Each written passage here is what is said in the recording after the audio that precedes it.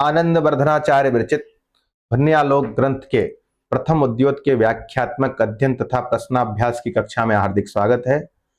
आज हम द्वितीय कक्षा में काव्यस्य आत्मा ध्वनिरिति बुधैः समाम्नात् पूर्वः इत्यादि जो प्रथम कारिका है ध्वन्यालोक ग्रंथ की उसको समझेंगे। साथ में अभाववाद का क्या स्वरूप है इसको भी समझेंगे।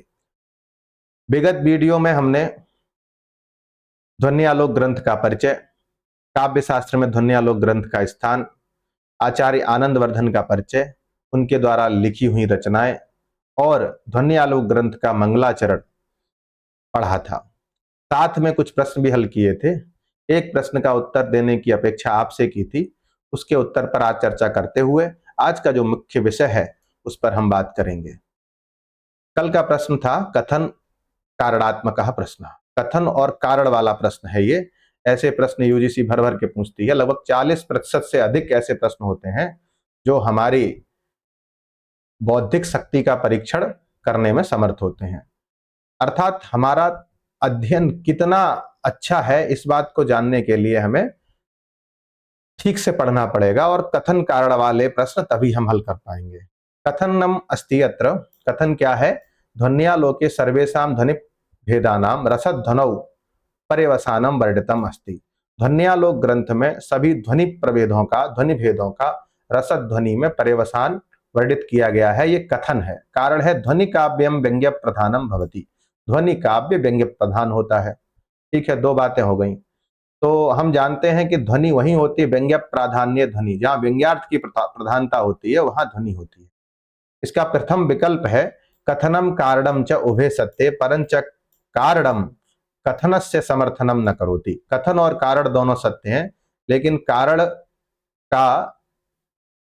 कथन का समर्थन नहीं करता है। कथन कारण उभे सत्य, कथन कारण दोनों सत्य हैं और कारण कथन का समर्थन करता है। कथनम असत्यम अस्ति कारणम सत्यम अस्ति, कथन असत्य है और कारण सत्य है। उभे असत्य, दोनों असत्य हैं। तो जब विचार करेंगे तो मूल रूप से दोनों बातें सही हैं। दोनों, कथन भी सही है, कथन वाला जो अर्थ है वो भी सही है कि ध्वन्यालोक में सभी ध्वनि प्रभेदों का रसध्वनि में पर्यवसान वर्णित किया गया है। जब हम प्रथम उद्योत पढ़ेंगे तो इसको समझ लेंगे। कारण है ध्वनि काव्य में व्यंग्य प्रधान की प्रधानता होती है, व्यंग्यार्थ की प्रधानता होती है। तो इसका प्रथम विकल्प सही होगा। दोनों बातें सही हैं लेकिन कारण कथन का समर्थन नहीं कर रहा है। तो इस प्रकार के प्रश्नों को भी आप लोग ध्यान से करते जाइए और समझते जाइए, तो निश्चित रूप से आपकी एक कक्षा रोचक रहेगी और आपका अध्ययन भी बहुत साफ साफ होगा। मेरे द्वारा 10 से 15 प्रश्न यहाँ पर संभावित बनाए जाते हैं और प्रश्न आप भी बना सकते हैं।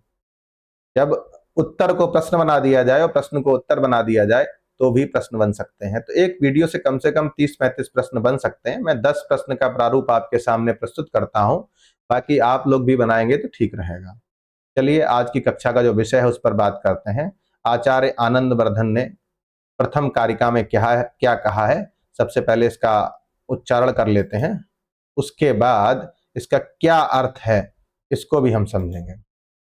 आचार्य आनंद वर्धन ध्वन्यालोक में प्रथम कारिका में कहते हैं काव्यस्य आत्मा ध्वनिरिति बुधैर्यः समाम्नात् पूर्वस् तस्याभावं जगदुरपरे भाक्तमाहुस्तमन्ये केचिद्वाचां स्थितम विषये तत्त्वमुचुस्तदीयं तेन ब्रूमः सहृदय मनः प्रीतये तत्स्वरूपम्। उत्तरार्ध में देखिए, तेन सहृदय मनः प्रीतये तत्स्वरूपम ब्रूमः। तेन मतलब इस कारण से सहृदय के मन को प्रसन्नता हो, सहृदय के मन की प्रीति के लिए हम तत्स्वरूपम अर्थात ध्वनि तत्व से स्वरूपम ब्रूमः बताते हैं। ठीक है, किस लिए? तेन मतलब इसलिए। तो सबसे पहले ऊपर जो बात लिखी है, जो ध्वनि सिद्धांत की स्थापना में प्रतिज्ञा वाक्य कहा गया है, काव्यस्य आत्मा ध्वनि, काव्य की आत्मा ध्वनि है। इन्होंने ये बात कह दी, काव्य की आत्मा क्या है? ध्वनि है। अब पूरे ग्रंथ में काव्य की आत्मा ध्वनि कैसे है इस पर चर्चा की जाएगी। काव्य की आत्मा ध्वनि है, इन्होंने पहला वाक्य कहा है अपने ग्रंथ में मंगलाचरण के उपरांत।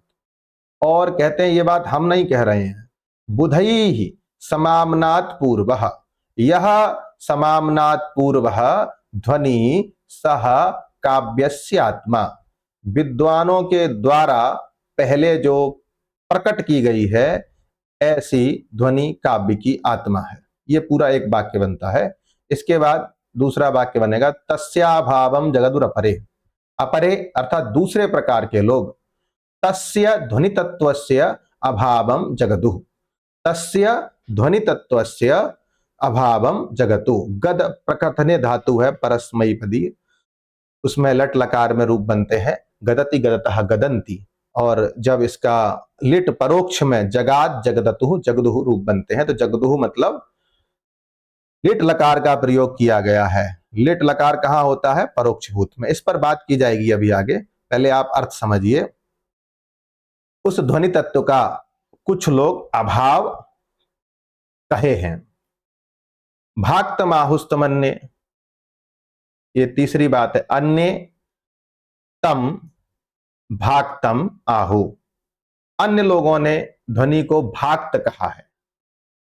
ठीक है।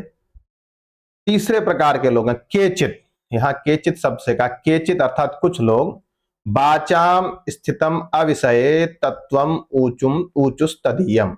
तदीयम तदीयम तत्वम, तदीयम तत्वम अर्थात जिस तत्व को विद्वानों ने पहले ही समाम्नात् पूर्वः अर्थात प्रकटित किया है, उस तत्व को केचित अर्थात कुछ लोग वाचाम, वाचा मतलब वाणी का, वाणी की स्थिति का अविषय माना है, अर्थात उसको शब्दों से नहीं कहा जा सकता।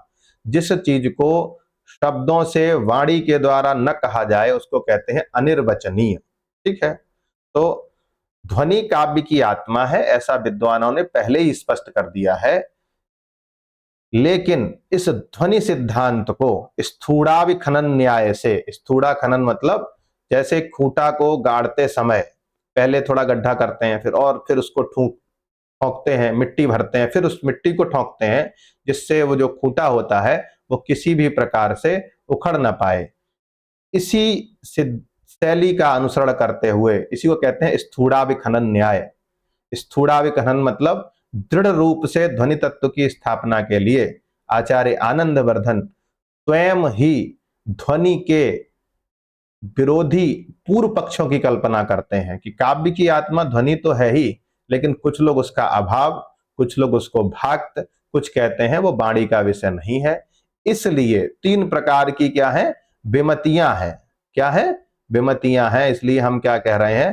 तेना तत्स्वरूपम सहृदय मनः प्रीतये ब्रूमः। तेन मतलब इस प्रकार की विमतियों की उपस्थिति के कारण उस ध्वनि तत्व का स्वरूप हम सहृदय के मन को प्रसन्नता मिले, प्रीति मिले, इसलिए हम ध्वनि तत्व को कह रहे हैं। देखिए ध्वन्यालोक ग्रंथ सीधा आप पढ़ेंगे तो आपको कम समझ में आएगा। ध्वन्यालोक ग्रंथ से पहले आपको अलंकार का क्या स्वरूप है, काव्य में गुण का क्या स्वरूप है, रस क्या क्या स्वरूप है, ये आपको आना चाहिए।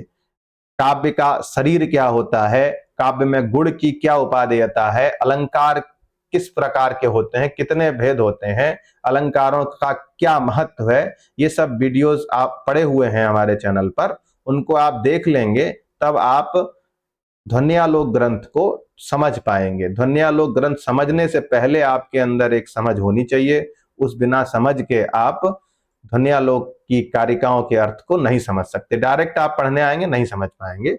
इसलिए आप पहले उन वीडियोस को देखिए जिससे आपका प्रारंभिक जो अध्ययन अपेक्षित है, जो पात्रता है ग्रंथ पढ़ने की, वो आपके अंदर आ जाए तो आपको समझ में आएगा। काव्य की आत्मा ध्वनि है ऐसा विद्वानों ने पहले ही कहा है। उसका कुछ लोग अभाव मानते हैं, उस ध्वनि तत्व का कुछ लोग अभाव मानते हैं, कुछ कहते हैं वो भाक्त है, कुछ कहते हैं वो वाणी का विषय है। इसलिए इन तीन प्रतिपत्तियों, विरोधी मतों के कारण, विरोधी पूर्व पक्षों के कारण सहृदय के मन की प्रीति के लिए, है ना, इस ध्वनि के स्वरूप को आचार्य आनंदवर्धन बताते हैं। ठीक है, आगे देखते हैं। इसी कारिका का, ये कारिका है, कारिका के अर्थ को और साफ करने के लिए, कारिका के अर्थ को स्पष्ट करने के लिए आचार्य ने वृत्ति लिखी है। वृत्ति को पढ़ते हैं। क्या, किस शब्द का क्या अर्थ है, बहुत ध्यान देने योग्य बात है, यहां से बहुत सारे प्रश्न बनते हैं। बुधई ही काव्य तत्व विद्धि, बुधई शब्द दिया है यहाँ पे, बुधई यह, बुधैर यह, ठीक है। रेफस्य ऊर्ध्वगमनम जलतुंबिका न्यायिन, बुधई ही अर्थात काव्य तत्व विद्धि, काव्य तत्व विद्धि, ठीक है। काव्य तत्व के जानकार, बुध शब्द का क्या अर्थ है ना, ये यहां पर दिया गया है। बुधई बैया करड़ई, ये बुधई बैया करड़ई वाली जो बात कही गई है वो काव्य प्रकाश में है। अगर ये प्रश्न बनता है काव्य प्रकाश के अनुसार बुध शब्द का क्या अर्थ है, तो हाँ वैयाकरण उत्तर होगा। और यहाँ पर ध्वन्यालोक के अनुसार बुधई इति पदस्य कोऽर्थः तदा काव्य तत्वविद् भी इत्यर्थः। तो ये आप समझ कर चलिए, जहां जो कंफ्यूजन वाले प्रश्न होते हैं उनको भी ध्यान दीजिए। अगर काव्य प्रकाश के अनुसार, मम्मट के अनुसार पूछा जा रहा है बुध शब्द का अर्थ, तो वहां वैयाकरण होगा। और ध्वन्यालोक आनंद वर्धनाचार्य के अनुसार पूछा जा रहा है तो वहां पर काव्य तत्वविद् भी ही सही उत्तर होगा। काव्य तत्वविद् भी शब्द का क्या अर्थ है इसको समझ लेते हैं। काव्यस्य तत्वम, काव्य तत्वम, काव्य का जो तत्व होता है उसे काव्य तत्व कहते हैं। और तत्वम वेत्तीति तत्वविद, है ना, तत्व को जानने वाले जो होते हैं वो तत्वविद होते हैं। तई ही काव्य तत्वविद भी, तो ये तृतीया बहुवचन शब्द है। बुधई ही अर्थात विद्वानों के द्वारा, कौन विद्वान है, तो काव्य तत्व को जानने वाले। अब काव्य का तत्व अर्थात काव्य का मर्म जानने वाले, काव्य का स्वरूप जानने वाले, काव्य की स्थिति जानने वाले जो लोग होते हैं, उन लोगों के द्वारा ही कहा गया है कि काव्य की आत्मा ध्वनि है। राजनीति जानने वाले या फिर धर्म जानने वाले, वेद जानने वाले लोगों ने नहीं कहा है। काव्य के तत्वों को जिन्होंने पढ़ा है ऐसे ही प्रामाणिक लोगों ने कहा है कि काव्य की आत्मा ध्वनि है। अब वो काव्य तत्व को जानने वाले कौन थे, तो आगे जब आप पढ़ेंगे तो वहां समझ में आएगा। काव्यस्य आत्मा सएव अर्थ यथा च आदि कवि पुराः, आदि कवि अर्थात वाल्मीकि आदि ने काव्य का अर्थ वही बताया है। कौन सा, ध्वन्यर्थ। ये बात आगे आएगी। तो काव्य तत्व को जानने वाले जो हैं उन्होंने ही काव्य की आत्मा ध्वनि कहा है। काव्यस्य आत्मा ध्वनि ही इति, काव्य की आत्मा ध्वनि है ऐसा संज्ञितः, संज्ञा प्रदान की है।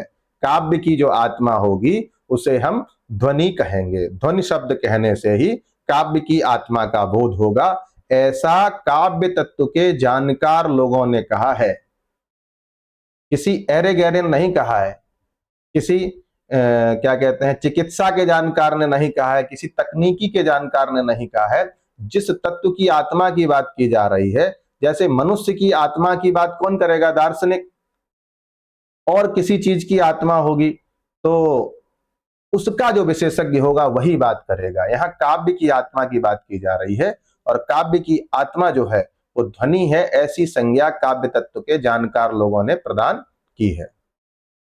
यहां एक शब्द दिया है समाम्नात पूर्वः, इस शब्द का क्या अर्थ है, तो परंपरया यह समाम्नातः, परंपरया यह समाम्नातः, एक सेकंड, ये हमारा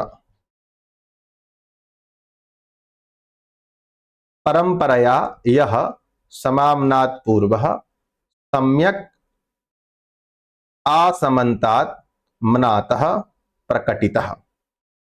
परंपरया, परंपरा से, परंपरा का तात्पर्य होता है कि कोई चीज पहले परबावा, फिर बाबा, फिर पिताजी, फिर पुत्र तक जो प्राप्त होती है। जैसे जो अस्त्र थे, आप उत्तर रामचरितम पढ़ेंगे तो उसमें समझ में आएगा, जृंभकास्त्र।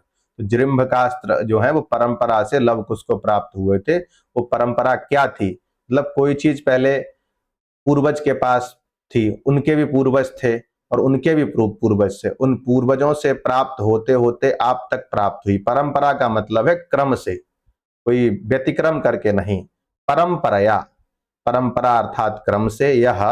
यह मतलब जो, ध्वनि तत्व, समाम्नात पूर्वः, समाम्नात पूर्वः इस शब्द का क्या अर्थ है, तो यहाँ वृत्ति में ही स्पष्ट कर रहे हैं आचार्य।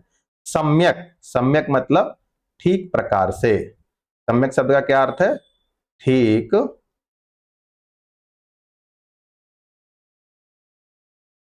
प्रकार से। ठीक है। असमन्तात, यहां पर जो दिया है सम उपसर्ग है और आ उपसर्ग है, उसके बाद मनात शब्द है और पूर्व शब्द है। ठीक है। तो आ शब्द का मतलब क्या है? असमन्तात, समन्तात मतलब ठीक रूप से। मनातः, मनात शब्द का क्या अर्थ है? प्रकटितः, प्रकट किया है।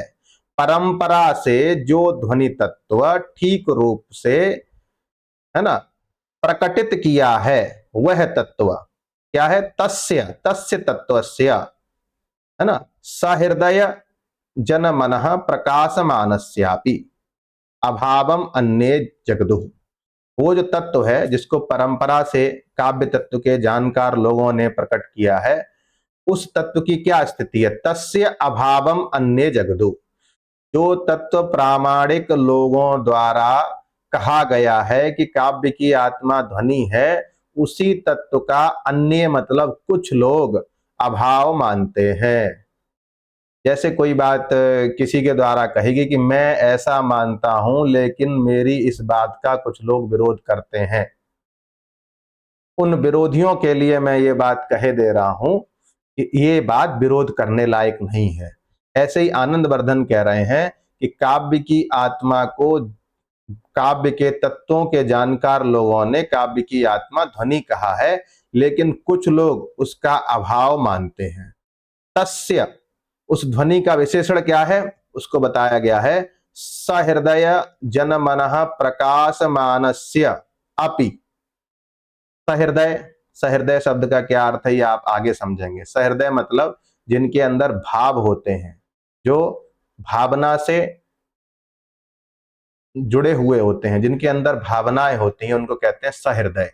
कोमल हृदय जिनका होता है, किसी के दुख में दुखी होना, किसी दूसरे के दुख में सुखी होना, अपने दुख में दुखी होना, अपने सुख में प्रसन्नता का अनुभव करना, ऐसे लोग होते हैं सहृदय। और सुख दुखे समे कृत्वा लाभा लाभौ जया जयऊ, जो वाली जो बात है कि सुख दुख में जो समान रूप से होते हैं, उनको सहृदय नहीं कहते हैं। वो क्या होते हैं? जीवन मुक्त होते हैं, संत होते हैं, है ना।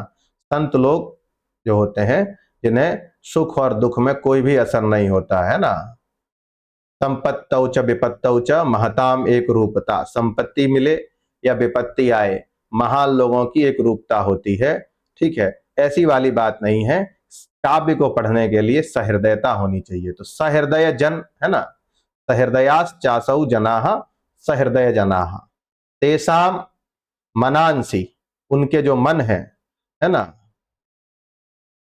उन मनों में, सहृदय लोगों के मन में, है मनसी प्रकाशमानस्यापि, सहृदयों के चित्त में जिसका प्रकाश है, सहृदय जिस तत्व को समझते हैं, ऐसे ध्वनि तत्व का कुछ लोग अभाव मानते हैं। यहाँ अपि शब्द दिया है, वस्तुतः सहृदय जन के हृदय में ध्वनि तत्व प्रकाशित हो चुका है, फिर भी कुछ लोग अभाव मानते हैं।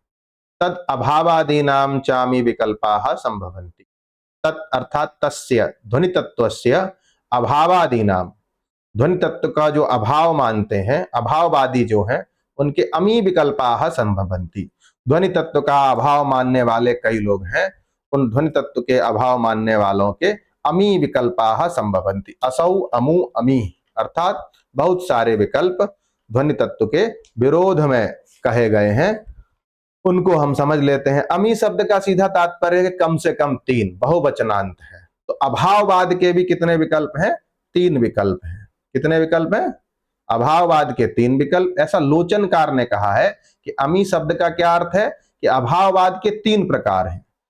तो जिसमें पहला वाला कहता है कि जो काव्य के प्रमुख तत्व हैं वो हमने गिनाए हैं, उनमें तो कोई है नहीं, ठीक है, तो इसलिए ध्वनि नहीं है। दूसरा कहते हैं कि शोभाकारी तत्व ऐसा कोई बचा नहीं जिसकी हमने गणना नहीं की, तो फिर ध्वनि क्या है? अगर ध्वनि है भी तो जो हमने कहे हैं उक्तेष्वेव अंतर भवति, जो हमने गुण कहा है, अलंकार कहा है, उसमें ही अंतर्भाव कर लेना चाहिए। तो ध्वनि का जो अभाववाद है, अभाववाद के कितने भेद हो जाएंगे? तीन भेद हो जाएंगे। अभाववाद के तीन भेद। और भाक्तवाद और अलक्षणीयतावाद, अभी जब हम ये कारिका पढ़ रहे थे तो यहाँ तीन विरोधी सिद्धांत ये कोई मतलब वास्तव में नहीं थे, इनको आचार्य आनंदवर्धन स्वयं उद्भावित कर रहे हैं, स्वयं कल्पित कर रहे हैं, इनकी कल्पना कर रहे हैं। ठीक है, अब इसके विषय में ध्वन्यालोक की लोचन टीका में बहुत विस्तार से बताया गया है, उसको हम यहाँ नहीं पढ़ेंगे क्योंकि उसकी प्रासंगिकता बहुत ज्यादा नहीं है। फिर भी उनके कुछ अंश हैं, ध्वन्यालोक की लोचन टीका के परिप्रेक्ष्य में हम कुछ बातें आपको बताते चलेंगे जिससे चीजें स्पष्ट हो जाएं। तो ध्वनि के तीन विरोधी आचार्य हुए, ध्वनि के तीन विरोधी सिद्धांत हुए, अभाववाद, भाक्तवाद और वाचाम स्थितम अविषय का मतलब हुआ अनिर्वचनीयतावाद। ठीक है, तो ध्वनि के तीन विरोधी मत उपस्थित हुए और ये विरोधी मत आनंदवर्धन स्वयं उद्भावित कर रहे हैं, किसी व्यक्ति के द्वारा इनका वर्णन नहीं किया गया है। यही दार्शनिक शैली है इस ग्रंथ की कि खुद ही विरोधी पक्ष को उपस्थित करके खुद ही उसका खंडन कर देना, ये दार्शनिक शैली का प्रतिपादन है आचार्य आनंदवर्धन द्वारा। ठीक है, तो आपने यहां तक पढ़ लिया, तद अभावादि नाम चामी विकल्पा संभवंती। अब हम अभाववाद पे बात करेंगे। देखिए तीन वाद है, अभाववाद, भाक्तवाद और अलक्षणीयतावाद। ठीक है, अभाववाद लिख देते हैं यहां पे, अभाववाद, भाक्तवाद और अलक्षणीयतावाद। ठीक है, अभाववाद, भाक्तवाद और अलक्षणीयतावाद, ये तीन के ये ध्वनि के तीन विरोधी मत हैं। ध्वनि के तीन विरोधी मत, उनमें से जो अभाववाद है उसके भी तीन विकल्प हैं, अमी विकल्पाः, अर्थात कम से कम तीन विकल्प हैं। उनको हम जो पहला विकल्प है वो समझ लेते हैं। अभाववाद का जो प्रथम स्वरूप है, अभाव जो है वो ध्वनि का तीन प्रकार से बताया गया है, उसमें जो प्रथम प्रकार है, प्रथम प्रकार से ध्वनि तत्व कैसे नहीं हो सकता है, इस बात को समझेंगे। तत्र केचित आचक्षीरन। ठीक है, तत्र केचित आचक्षीरन। ठीक है, ये आचक्षीरन जो है वो चक्षीय ख्याने धातु है, चक्षी ख्याने धातु से बनता है। जब हम विधिलिंग में बनाएंगे तो चक्षीत, चक्षीयाताम, चक्षीरन और आ उपसर्ग लग जाएगा तो आचक्षीरन हो जाएगा। तत्र जो अभाववाद के तीन विकल्प हैं उनमें से केचित आचक्षीरन, कुछ लोग कहते हैं, कुछ लोग कहें, संभावना मूलक है। ये विधिलिंग जो है तो किसमें हुआ, संभावना में हुआ है। ठीक है, और इसका लट लकार में चलता है चष्टे, चक्षाते, चक्षते, चक्ष धातु है अदादिगणीय। ठीक है, उसका आचक्षीरन बनता है चक्षीत, चक्षीयाताम, चक्षीरन। आ उपसर्ग लगा है तो आचक्षीरन हो जाएगा। केचित आचक्षीरन, कुछ लोग इस प्रकार कहें ध्वनि का अभाव। संभावना, विधिलिंग जो है वो संभावना मूलक होता है, संभावनायाम विधि, है ना। तो शब्दार्थ शरीरम तावत काम्यम, किस प्रकार ध्वनि का अभाव पहले प्रकार के लोग बताएंगे। शब्द अर्थ, शब्द और अर्थ काव्य का शरीर है। जैसे व्यक्ति का शरीर क्या होता है, जो दिखता है और उसके अंदर एक आत्मा रहती है, लेकिन काव्य का शरीर क्या है, शब्द और अर्थ काव्य का शरीर है। तो तावत, तावत मतलब निश्चित रूप से काव्य का शरीर शब्दार्थ होता है, शब्दार्थ शरीर वाला काव्य होता है।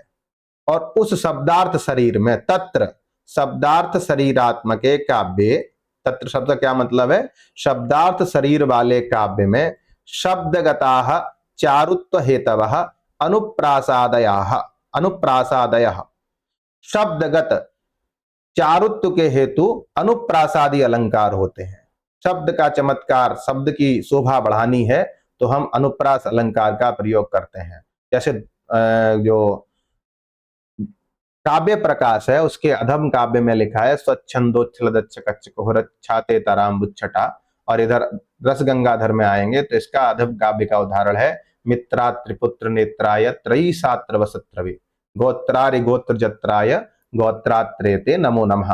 तो ये शब्द का चारुत्व है, ये अनुप्रास, यमक और जो श्लेष आदि अलंकार हैं, वक्रोक्ति इत्यादि अलंकार हैं, वे शब्दगत चारुत्व के हेतु हैं। शब्दगत जो चारुत्व है, शब्दगत जो शोभा है, उसको बढ़ाने में अनुप्रासादि अलंकारों की सहायता, अनुप्रासादि अलंकारों की कारणता होती है।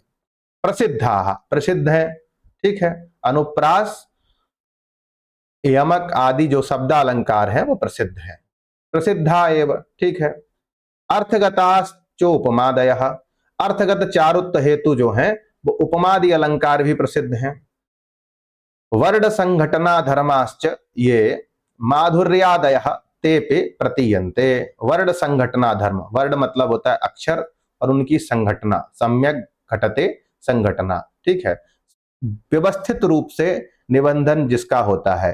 जब हम तृतीय उद्योत पढ़ेंगे इसका, तो उसमें है गुणानाश्रित्य तिष्ठन्ति माधुर्यादीनि विनक्तिसा, और इस संघटना का 3 भेद बताया गया है। असमासा समासेन मध्यमेन च भूषिता, त्रिधा संघटनोदिता इत्यादि कारिका आगे इसी धन्यालोक ग्रंथ में है। तो वर्ण संघटना, वर्णों की जो व्यवस्था होती है, कौन सा वर्ण किस रस में कैसे वर्णों का प्रयोग करना चाहिए, और उसके जो धर्म है माधुर्यादि गुण, ते प्रतीयन्ते, वर्ण संघटना के जो धर्म है वो माधुर्यादि गुण, उनकी भी गणना ध्वन्यालोक ग्रंथ लिखने से पहले प्रतीत होती है कई ग्रंथों में, ठीक है। तद अनतिरिक्त वृत्तयः, उन गुणों से अनतिरिक्त जो वृत्तियां हैं, याह उपनागरिकाद्याः प्रकाशिताः वृत्तयः, याह कैश्चित, जो वृत्तियां किसी के द्वारा प्रकाशित की गई हैं, उपनागरिकाद्या, उपनागरिका परुषा और ग्राम्या।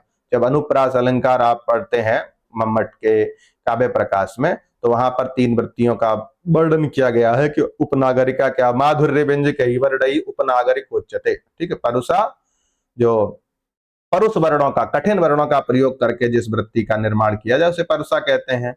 और कोमला पर ही कोमल वृत्ति भी बताई गई है। तो ये उपनागरिका, ग्राम्या और परुषा जो 3 वृत्तियां हैं, ये भी किन्हीं के द्वारा प्रकाशित की गई हैं, प्रकाशन मात्र हुआ है। ताह अपिगताह श्रवण गोचरम, उन जो वृत्तियां हैं वो सुनने में आई हैं। ये मतलब जो अभाववाद का प्रथम विकल्प है वो बड़े अच्छे तरीके से समझा रहा है। रीतयश्च वैदर्भी प्रवृत्तयः, और जो रीतियां होती हैं वैदर्भी, गौड़ी, पांचाली, ये भी होती हैं। तद यतिरिक्त, तदतिरिक्त, तदरिक्तः, तद अतिरिक्तः कोयम ध्वनिर्नामेति, तत् ही अतिरिक्तः, तत् मतलब तस्य अतिरिक्तः मतलब ध्वनि से अतिरिक्त, इन तत्वों से अतिरिक्त, ध्वनि से अतिरिक्त नहीं, जो तत्व इस अभाववाद के प्रथम विकल्प में गिनाए गए हैं, इन तत्वों से अतिरिक्त ध्वनि नाम का कौन सा तत्व है।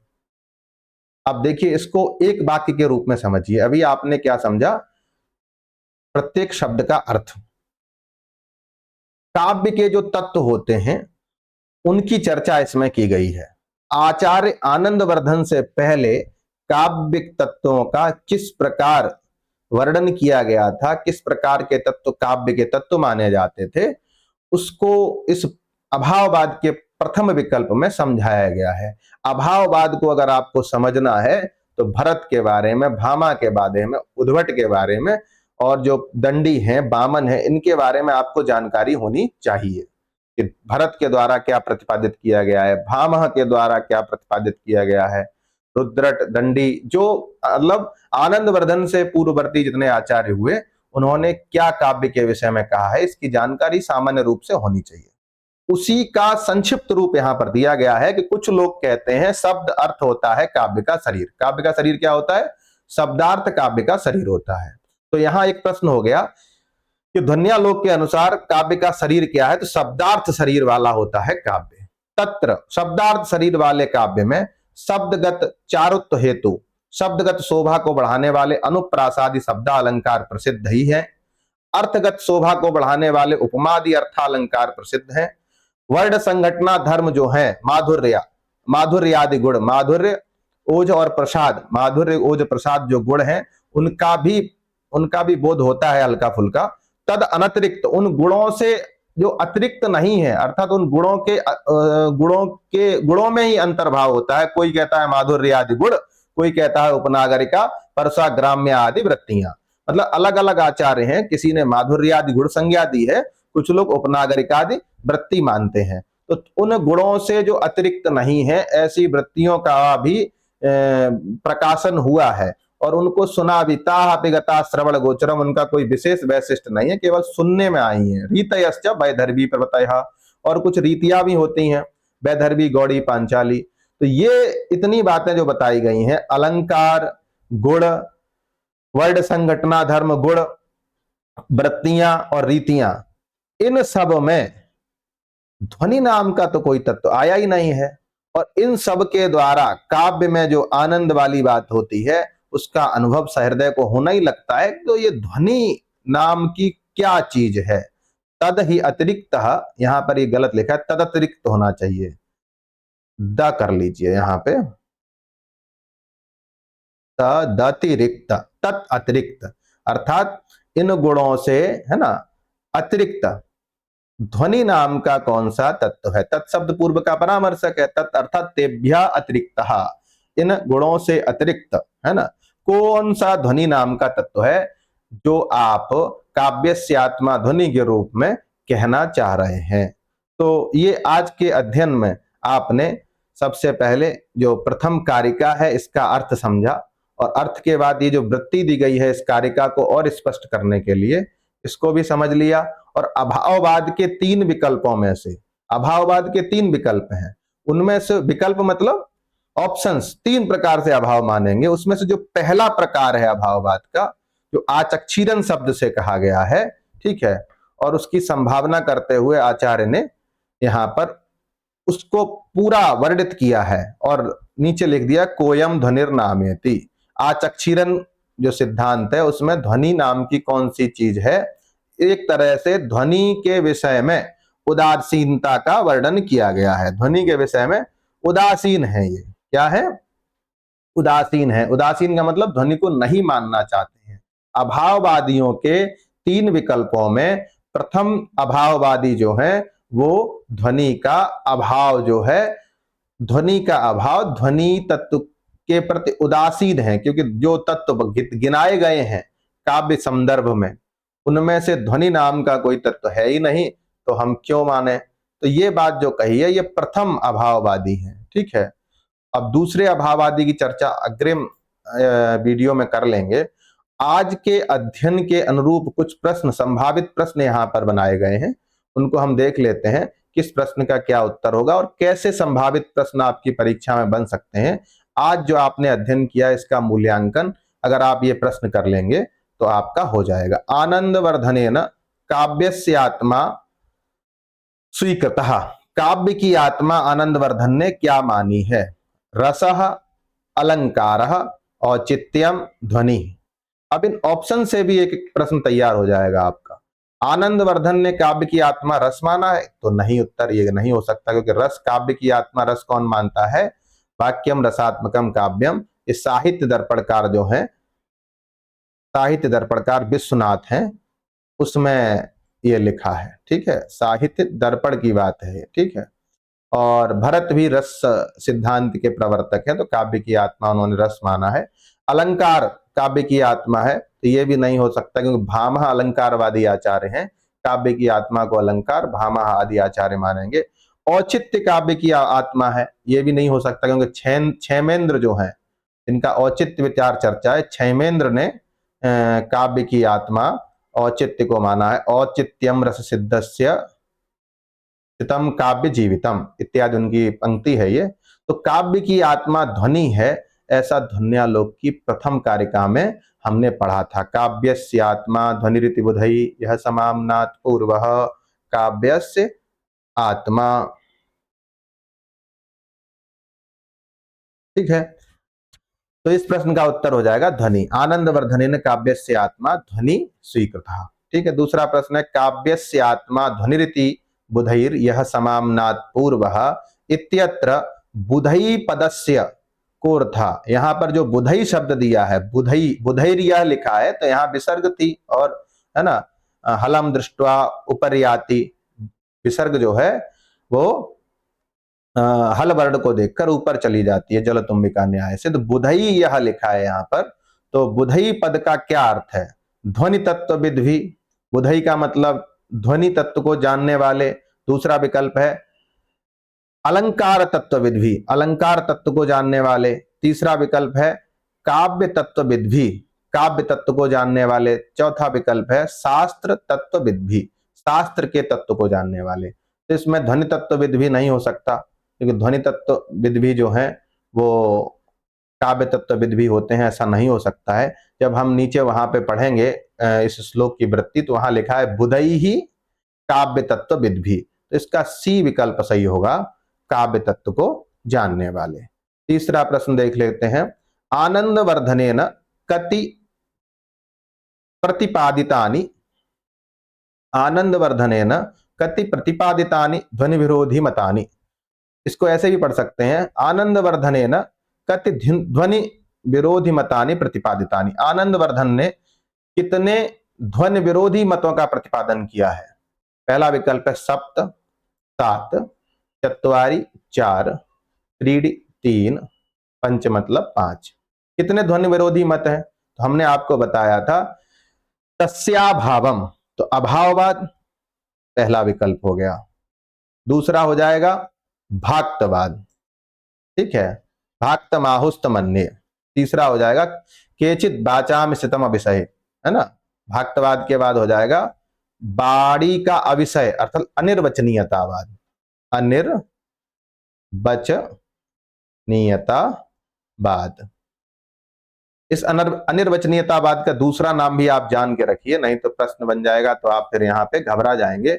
अलक्षणीयतावाद, अलक्षणीयतावाद, ठीक है। तो ये तो एक ही है, तो अभाववाद का पहला विकल्प हो जाएगा, पहला अभाववाद हो जाएगा ध्वनि विरोधी मत, दूसरा हो जाएगा भाक्तवाद, तीसरा हो जाएगा अनिर्वचनीयतावाद या अलक्षणीयतावाद। तो ध्वनि विरोधी मत आनंदवर्धन के द्वारा 3 बताए गए हैं। ये बात हमने आज के प्रथम कारिका से समझी, ठीक है। तो इसका उत्तर हो जाएगा त्रीणि। नीचे आते हैं, क्या लिखा है, ध्वनि विरोधी विकल्पेषु न गण्यते। जैसे पहले वाला प्रश्न है उसी से स्पष्ट हो जाएगा, भाक्तवादः, अनिर्वचनीयतावादः, अभिव्यक्तिवादः और अभाववादः। ध्वनि विरोधी विकल्प में कौन सा, किसकी गणना नहीं की जा सकती है? तो अभिव्यक्तिवाद है, वो अभिनव गुप्त का है, वो रस की अभिव्यंजना होती है ऐसा माना है। भाक्तवाद भी ध्वनि विरोधी मत है, अनिर्वचनीयतावाद या अलक्षणीयतावाद एक ही बात है, ये भी ध्वनि विरोधी मत है, और अभाववाद भी ध्वनि विरोधी मत है। तो इसका उत्तर हो जाएगा अभिव्यक्तिवाद ध्वनि विरोधी विकल्पेषु न गण्यते। 5वां प्रश्न देख लेते हैं, सहृदय जनमनः प्रकाशमानः कः। सहृदय लोगों के मन में प्रकाशित होने वाला तत्व क्या है? प्रकाशित क्या होता है? तो रसः, अभावः, औचित्यम या ध्वनि। रस तो हो ही नहीं सकता, रस की बात भी नहीं है, औचित्य की बात भी नहीं है, अभाववाद की बात की गई है और ध्वनि की बात की गई। तो यहां आप थोड़े से भ्रमित हो सकते हैं कि अभाववाद प्रश्न इसका उत्तर सही है, या अभाव सही होगा या ध्वनि होगा। तो सहृदय लोगों के मन में प्रकाशित होने वाला तत्व है ध्वनि, इसलिए ध्वनि इसका उत्तर होगा। अभाववाद तो ध्वनि विरोधी मत है, अभाव इसका उत्तर नहीं हो सकता है, इसका उत्तर है ध्वनि। ध्वनि जो है वो सहृदय लोगों के मन में प्रकाशित होने वाला एक तत्व है। 6वां प्रश्न देख लेते हैं, काव्यस्य आत्मा ध्वनि रीति बुधई यह समाम्नात पूर्वः इत्यत्र म्नात पदांशस्य कोर्था। अर्थात काव्य की आत्मा ध्वनि है, जो विद्वानों ने समाम्नात पूर्व ठीक रूप से स्पष्ट किया है। इसमें म्नात सब पदांश दिया है, समाम्नात पूर्व। म्नात पद का पदांश का क्या अर्थ है? तो कथितः, बोधितः, प्रकटितः, ज्ञातः। वृत्ति पढ़ेंगे तो वहां लिखा है म्नातः प्रकटितः। तो ध्वन्यालोक के मूल अंश से भी प्रश्न बन सकता है, ये बात आपको इस प्रश्न से समझ में आ गई होगी। इसका उत्तर होगा सी, प्रकटितः।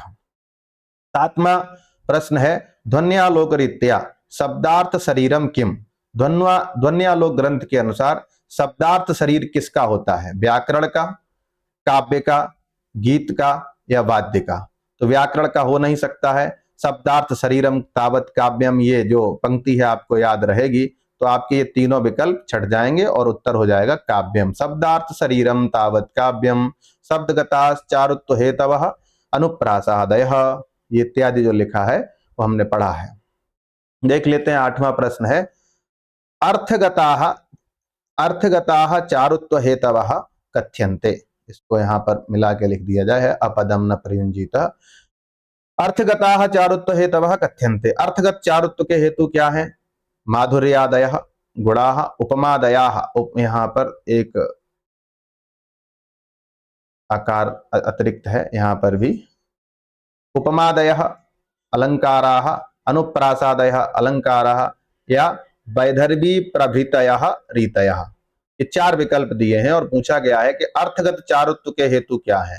तो अर्थगताश्चोपमादयः, मूल अंश को आप पढ़ेंगे तो समझ में आएगा। अर्थगत चारुत्व के हेतु उपमादि अलंकार होते हैं। ठीक है, 9वां प्रश्न देखते हैं क्या है। कोयम ध्वनिर्नामेति कस्य मतम। कोयम ध्वनिर्नामेति लिखा है, तत्र केचित आचक्षीरन से शुरू हुआ है और अंत में लिखा है कोयम ध्वनिर्नामेति। ये जो बात है ये मूल अंश है, किसका मत है? अभाववाद का है, भुक्तिवाद का है, भाक्तवाद का है, या ध्वनि समर्थन का है? तो भुक्तिवाद नहीं हो सकता है, भावकत्व भोजकत्व व्यापार जो भट्ट नायक का मत है रस विषय में, वो तो अलग है। भाक्तवाद की अभी चर्चा ही नहीं हो रही है, अभाववाद के विकल्पों पर बात की जा रही है, इसलिए भाक्तवाद भी नहीं हो सकता है। अब यहाँ पर अभाववाद और ध्वनि समर्थन 2 विकल्प बचते हैं कि अभाववाद का है या ध्वनि समर्थन का है। तो यहाँ पर ध्वनि समर्थन का नहीं हो सकता क्योंकि ध्वनि समर्थन की बात नहीं की जा रही है, अभी अभाववाद के प्रथम विकल्प की बात की जा रही है। तो कोयम ध्वनिर्नामेति में अभाववाद के जो 3 विकल्प हैं उसमें प्रथम विकल्प की चर्चा की गई है। तो अभाववादस्य ये उत्तर सही हो जाएगा। कोयम ध्वनिर्नामेति कस्य मतम, अभाववादस्य। 10वां प्रश्न है मिलान करने वाला। यहां पर चारुत्व हेतवः दिया है और उनके नामानी, उनके नाम दिए गए हैं। शब्दगताः उपमादयः, अर्थगताः शब्दार्थौ, काव्य शरीरम ध्वनि, काव्यस्य आत्मा अनुप्रासादयः। ये यहां पे काट दीजिए, इसकी संगति नहीं बन रही है। ठीक है, बस मिलान करना है। ठीक है, किसका किससे मिलान होगा। तो यहां पर जब मिलाएंगे शब्दगत चारुत्व हेतु जो है वो बताए गए हैं अनुप्रासादी। ठीक है, अर्थगत चारुत्व हेतु उपमादि, काव्य शरीरम शब्दार्थो शब्दार्थ शरीरम तावत काव्यम, ये भी स्पष्ट किया गया है। और काव्य से आत्मा ध्वनि, इस आधार पर अब देखिए कौन सा विकल्प है।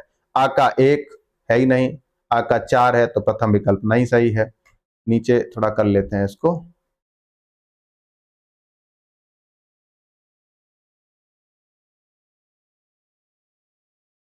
ठीक है, आ रहा है। दूसरे विकल्प में आ का 2 अर्थगता। ठीक है, फिर आ का 2 नहीं हो सकता क्योंकि 4 उत्तर, दूसरा भी नहीं होगा। तीसरे में क्या है, आ का 4, बा का 1, ठीक है, सा का 2, ठीक है, और दा का 3।